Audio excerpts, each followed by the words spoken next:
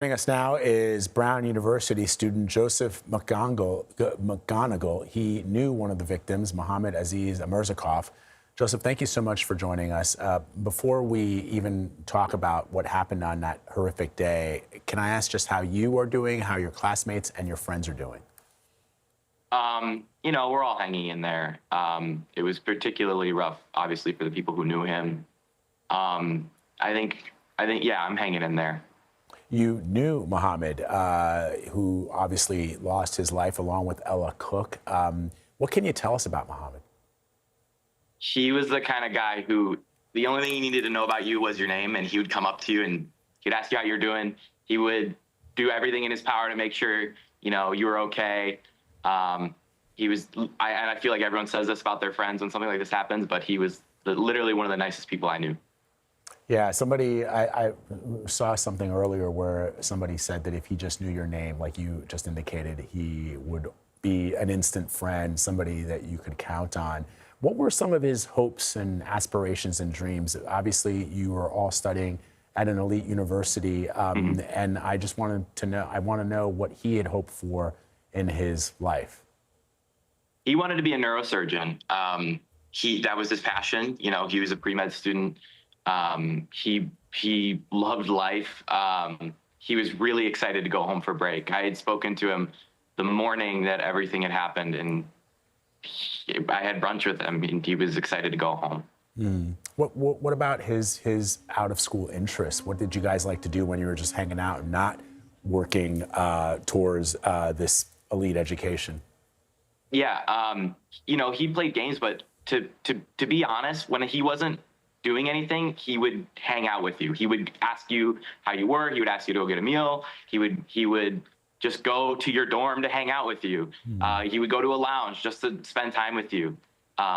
That's really what he did most of the time.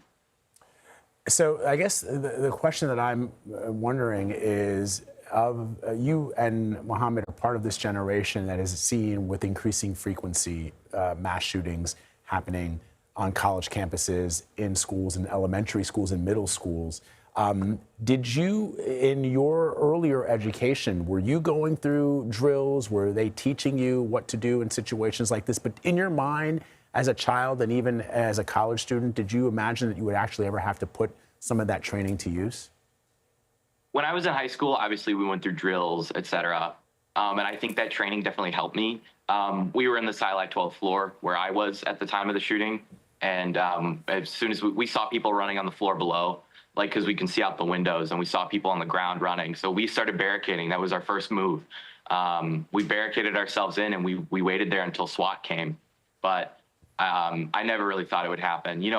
Brown University as a whole, it kind of has this communal feeling, as it's almost like a utopia. We're known as the happy ivy, so to speak. You never really thought something like this would happen to the happy ivy.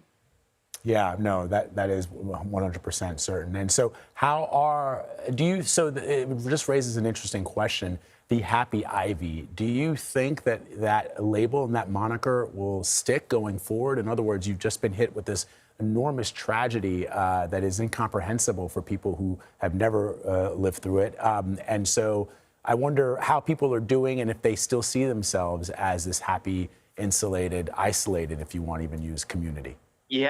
Yeah, I think things are going to change. I think a lot of things are going to change on campus moving forward. I think there's going to be a lot of administration decisions. I mean, they even, for early decision applicants, they just pushed back their release date. They were supposed to hear back and hear if they're accepted or not on Monday or yesterday.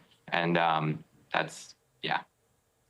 Wow. Joseph McGonagle, who survived the mass shooting at Brown University and lost a friend in the process. Thank you very much for joining us. We appreciate it. Hope you're well. Wishing love to you and your family for this holiday season. Thank you.